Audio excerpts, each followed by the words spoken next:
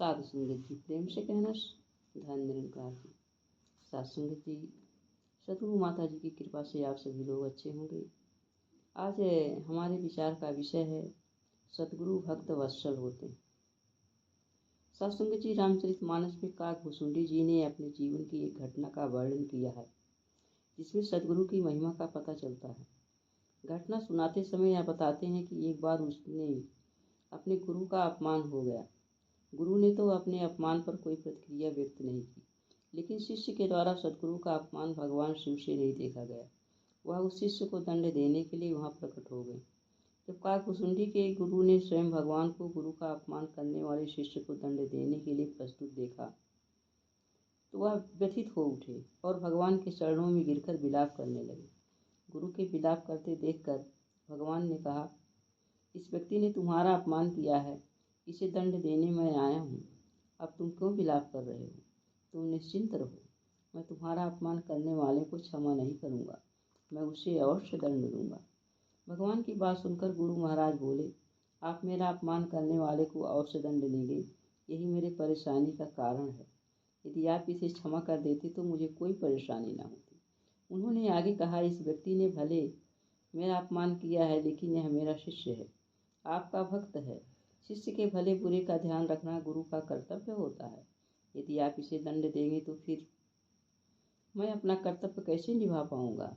यदि आप सचमुच मुझ पर प्रसन्न हैं तो दुनिया में मेरा अपमान होते नहीं देख सकते हैं, तो इसे क्षमा कर दें। शिष्य की ऐसी बातों को सुनकर भगवान ने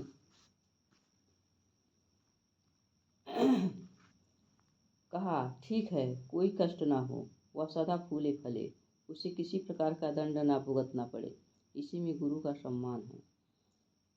साधु संगत जी, ऐसा महान होता है सतगुरु, या इसी का बड़प्पन है कि पतितों को भी गले लगा लेता है, दुराचारियों को भी अपने व्यवहार द्वारा सद्मार्ग पर ले जाता है, दुष्ट से दुष्ट आत्माओं को भी ये तार देता है, पापी से पापी लोगों को भी ये पापों को नष्ट कर देता है और अपने चरणों में जगह देता है। साधु संगत जी, ऐसे होते हैं हमारे सद्गुरु। आज ऐसा ही सद्गुरु हमको मिले हैं जो हमारे गुण अवगुण दोषों आदि को न देख करके हमको गले से लगाया, अपने चरणों में स्थान दिया।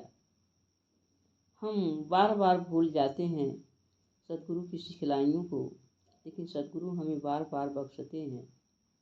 ये बख्शनहार होते हैं, इनको जो है सरापा कहा जाता है। सिर से पांव तक इनके जो है क्षमा ही क्षमा भरा है। आइए साधु संगत जी, हमारा सद्गुरु जब इतना क्षमावान है तो हमको भी क्षमा कर देना चाहिए, क्योंकि ये हमारी बड़ी बड़ी गलतियों को क्षमा कर देते हैं। हम किसी की छोटी गलती को क्यों नहीं क्षमा कर पाते हैं।